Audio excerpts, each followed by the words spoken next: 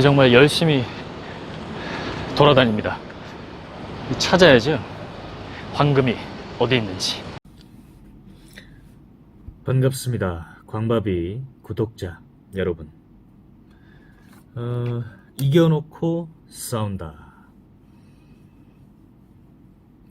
제가 투자를 예전에 투자 관련된 책을 읽는데 그 이겨놓고 싸운다는 말이 있었어요. 근데 그게 무슨 말인지 몰랐습니다. 근데 지금 뭐 사업이나 투자를 한 8년 정도 하다 보니까 조금 알겠습니다. 네. 정말 그게 전략 전술도 아니고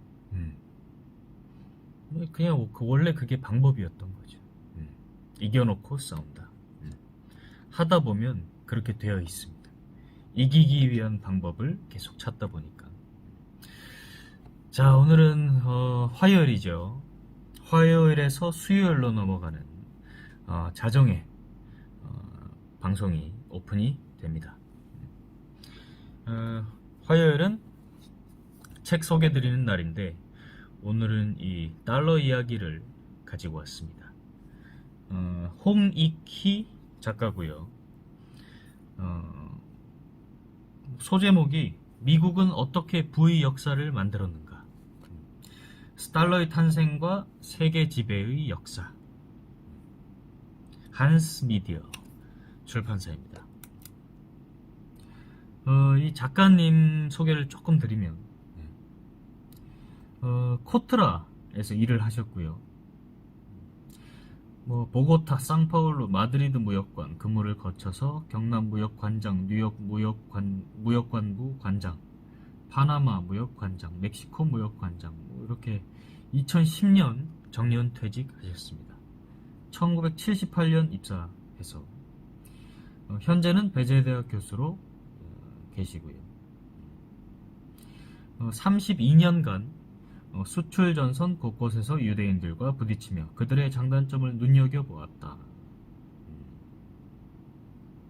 그래서 제가 유대인 책을 고른 건 아닌데 어떻게 이렇게 화폐의 역사에 대해서 공부를 좀 해보려고 책을 집었는데 관련된 내용이 조금 있네요. 그래서 작가님 같은 경우는 유대인 관련된 책을 또 좀 내셨어요.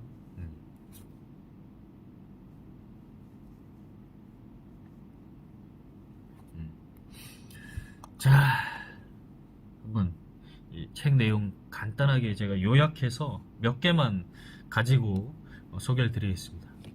지루하지 않게.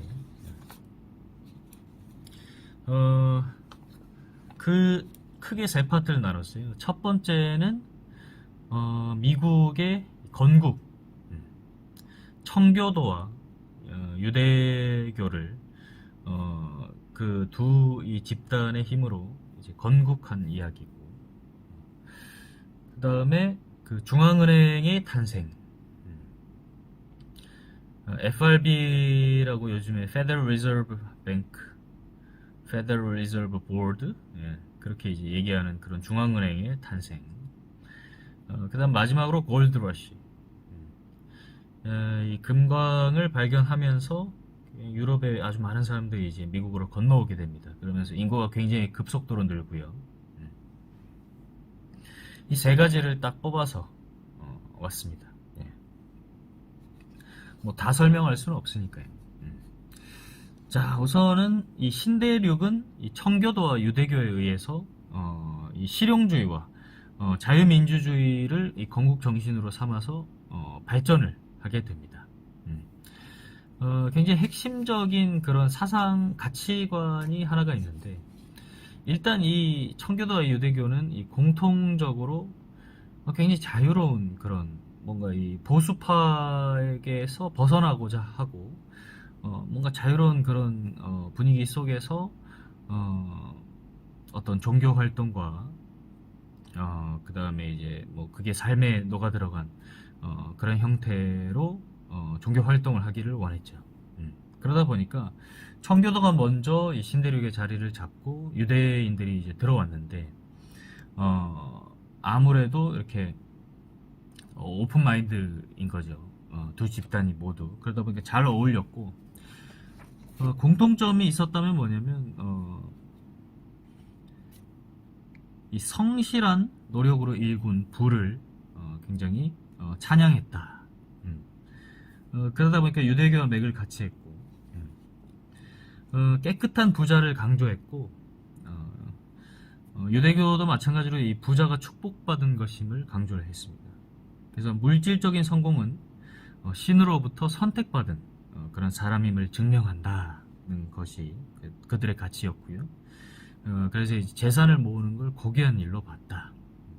미국이죠, 그죠? 딱 미국이니. 그리고 하버드 대학교가 이때 나타나게 됩니다. 1636년도에 나타났는데요. 이 청교도들이 후손의 종교 교육을 위해서 만든 목사 양성소가 하버드 대학교라고 합니다. 그래서 존 하버드 목사가 세운 미국에서 가장 오래된 대학교라고 하네요. 자, 이런 이 정신을 갖고 미국이 이제 만들어지기 시작을 하고요. 그리고 이제 나온 이슈가 뭐 대통령들이 이제 선출이 되고 전쟁도 이제 곳곳에서 일어나고, 그러다가 이제 안정이 되어가는 그 안정화를 시키기 위해서 중앙은행을 주장합니다. 그래서 첫 번째로 1791년도 이제 2월달에 설립안이 관철이 되는데요. 이때는 딱 20년을 운영한다라고 해서 이 반대파의 반대를 무릅쓰고 중앙은행을 설립을 하게 됩니다. 이때 이제 어떤 스테이트먼트가 있었냐면, 이 중앙은행 본부는 필라델피아에 두고 각 지역에 지점을 설립한다. 정부의 화폐와 세금 징수는 이 은행 시스템으로 관리해야 하며 이 은행은 국가화폐를 발행한다. 미국 정부에 대출을 해주고 이자를 받는다. 근데 재밌는 건 이겁니다. 개인이 80%의 주식을 보유하고 정부가 20%를 보유한다. 이사회 20명은 주주에서 추천하며 5명은 정부가 임명한다. 그러니까 우리가 오해하는 것 중에 하나가 이게 이제 국가의 기관이라고 생각할 수 있는데 사실은 개인의 주식 회사라는 거죠. 한국거래소 있잖아요. 한국거래소, KRX 한국거래소, 코리아 익스체인지, 한국거래소도 95%의 주식이 사실은 민간 기업이 소유하고 있습니다. 거기서 뭐 코스타 코스피, 뭐 그 다음에 금거래 이런 거 관리하잖아요, 그죠? 한국 그 정부에서 하는 게 아니에요. 정부기관이 제가 정확히 어디 기관인지 모르겠는데 5% 정도밖에 소유를 하고 있지 않습니다. 그러다 보니까 우리가 흔히 알고 있는 그런 이거는 정부의 그런 시설일 것이다 라고 생각하는 게 민간 기업인 경우에 민간 기업의 소유라는 거죠. 그래서 한동안 말이 좀 많았지, 그죠? 왜냐면 모르니까, 우리 같은 사람들은 모르니까. 중앙은행, 그래서 미국 중앙은행 얘기를 조금 더 하면은 1811년도 3월에 문을 닫습니다, 결국에는. 반대파의 그 힘이 세진 거죠. 정치도 그렇잖아요. 여당 갔다가 야당 갔다가 여당 갔다가 야당 갔다가 뭐 그런 개념에서. 그리고 나서 무슨 문제가 생기냐면 1816년도에 이 중앙은행이 문을 이제 닫으니까 246개의 주은행이 이 은행권을 발행을 합니다. 그러니까 이제 막 은행이 많이 나타나기 시작하는 거예요. 중앙은행이 아닌. 그러다 보니까 금리가 올라가고 신뢰가 떨어지고 미국 정부가 빚더미에 앉게 되고 경제 공황이 시작이 됩니다. 그러다 보니까 이 정치적 분위기가 다시 중앙은행을 설립해서 통제력을 강화하자, 이렇게 가는 거죠. 그리고 1816년도에 미국의 두 번째 중앙은행이 설립이 되고요. 마찬가지로 20년 기간을 하고 민간의 80의 지분, 정부가 20%의 지분을 소유하게 됩니다. 그리고 나서 또 중앙은행이 문을 닫는 그런 역사를 반복하게 되고요. 이런 과정을 통해서 이렇게 지금까지 쭉 이어져 오는 것 같은데, 화폐 발행권이 참 그죠. 이 달러를 발행하는 그런 권한이 80%가 이때 당시에 민간에 있었다. 네. 지금 그 FRB 관련해서는 나중에 시간을 내서 한번 준비를 따로 해서 소개를 드리고요. 마지막으로 이제 어떤 이슈가 있었냐면 골드러시입니다. 제가 암호화폐를 하다가 골드러시에 대해서 잠시 배울 수 있게 되었죠. 그러면서 암호화폐에 대한 큰 관심을 가지지 않은 계기 중에 하나가 뭐였냐면 골드러시 때 있잖아요. 골드러시에서 유명한 켈빈 클라인이거든요. 그래서 청바지 만들어서 이제 팔았잖아요. 그리고 또 이제 돈을 번 사람들이 뭐 레스토랑, 호텔 같은 거 해서 돈 버는데 핵심은 골드러시에 금강 캐러 간 그런 일반인들이 사실은 부를 이루지 못했다는 거죠. 그러면서 암호화폐가 이제 본격적으로 이렇게 막 활황을 띄웠던 2018년도에 제가 블록체인 비즈니스에 뛰어들어가는데 그 이유가 이제 바로 그겁니다.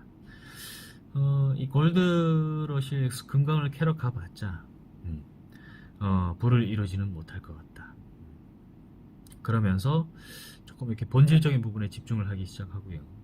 그러면서 이제 만약에 이게 안 되는 타이밍에 딱 왔을 때 그냥 과감히 접을 수 있었던 계기가 됐고, 다만 그 본질과 맥은 갖고 가기 때문에 지금까지 스타트업 투자로 이어진 것 같아요.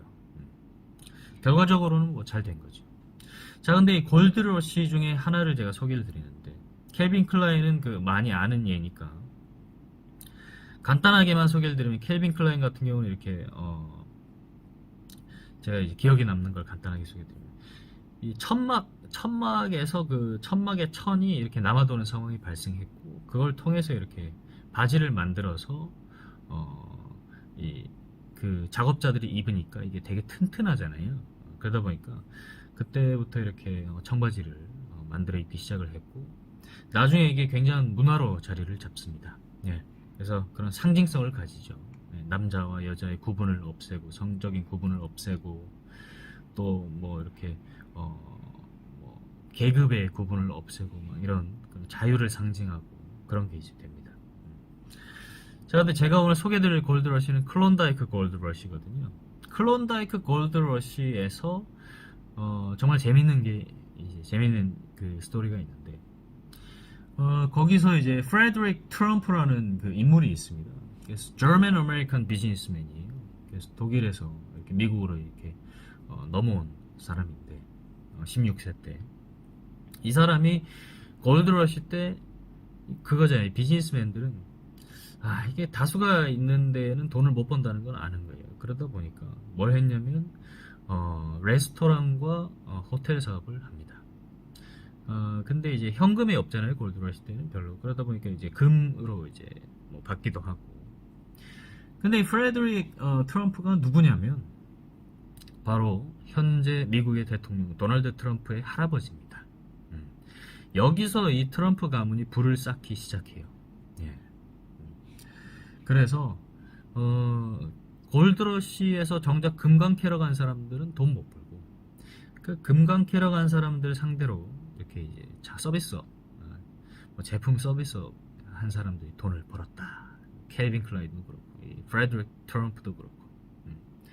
그래서 이 클론다이크 골드러시에서 한 가문이 탄생을 했는데, 그게 바로 도널드 트럼프의 그 트럼프 가문이다. 자, 그래서 오늘 이 달러 이야기를 이 세 가지로 압축해서 설명을 좀 드렸고요. 아우름 에스트 포테스타스, 금은 힘이다. 여기서 이 아우름 에스트 포테스타스란 말을 제가 이제 어떻게 알게 됐냐면, 제 이 블록체인 사업 할 때 제 서비스명이 AEP였습니다. 아우름 에스트 포테스타스, AEP. 그리고 우리 법인 이름은 아우름 트러스트, 주식회사 아우름 트러스트. 아우름이 금이에요. 아우름, 금. 그래서 제가 황금 캐는 광법이 아니겠습니까? 그때도 그 이름에 꽂혀가지고 그걸 택하게 된 거죠. 자, 화요일은 책 소개해 드리는 날이고요. 오늘은 달러 이야기를 소개를 드렸습니다. 이렇게 밤에 보는 분들보다 이 아침에 보는 분들이 많아진 것 같아요. 그리고 제가 목표가 1조회수를 250명을 넘기는 거였는데 그렇게 해서 이제 한 2주일 동안 목표로 삼고 쭉 달렸습니다. 광바비 채널을. 근데 지난주부터는 평균 250이 쭉 넘었고요. 주말 그 다음에 어제부터 해가지고 500명이 이제 넘기 시작했네요. 그래서 600명 조금 안 되게 지금 기록을 했습니다. 그래서 쭉 이렇게 우상향하는 그래프를 보이고 있는데 처음에는 정말로 보자. 9월 17일부터 10월 17일 한 달 정도는 거의 조회수가 5 이하였어요. 그러다가 이게 저희 아버지가 채널을 구독하면서부터 한 10, 15로 뛰다가 쭉 우상향하면서 목표를 제가 설정을 했습니다. 그래서 퀄리티를 좀 높이자. 그리고 이 불꽃남자 임 대표가 좀 컨설팅을 좀 해줬어요. 우리 임 대표가 이 외식업 컨설팅, 그 온라인 마케팅 컨설팅을 잘 하시기 때문에 저희 컨설팅도 좀 해주셨는데, 그러면서 이게 겹치면서 쭉 이렇게 지금 현재로서는 600 정도를 기록하는 것 같습니다. 뭐 저는 뭐 1000, 만 뭐 이렇게도 있지만 뭐 일단 제 캐파 내에서 컨트롤을 하기 위해서 뭐 지금도 뭐 적절히 이렇게 쭉 가는 것 같고요. 재밌어요. 네, 재밌습니다. 제가 즐거워서 할 수 있는 것 같고요. 이제 황금 캐는 광바비 하면서 임 대표랑도 제가 코업을 좀 하는데 블로그 마케팅 관련해서 제가 이제 커버를 하는 부분도 있고요. 저는 그리고 이 마케터로서의 재미를 좀 느끼는 것 같아요. 그래서 이번에 그 크라우드 펀딩 진행하는 건도 제가 블로그 많이 썼어요. 그러다 보니까 검색하면 이제 제 거 다 나오는데 그 외에 그거 한번 검색해 보세요. 이름이 뭐더라? 뭐 KTX 산천 크라우드 펀딩 하면 이제 제 글이 나오는데, 아트 제이콥스 블로그 나오는데 거기에 이제 내용이 많이 들어가 있습니다. 그러면서 우리 임 대표 할 때 그 외식업들 마케팅 할 때 이제 제가 힘을 좀 넣어서 뭐 블로그도 하고 앞으로는 이제 유튜브도 활용하고 뭐 다양한 채널들 활용해서 이제 그 외식업의 황금을 캐는 그런 활동들도 좀 해야겠습니다. 그래서 제 친구 중에 그 우리 한 명 있는데 그 친구 이제 미식가, 굉장히 미식가입니다. 같이 또 활동하면 좋겠네요. 감사합니다. 광고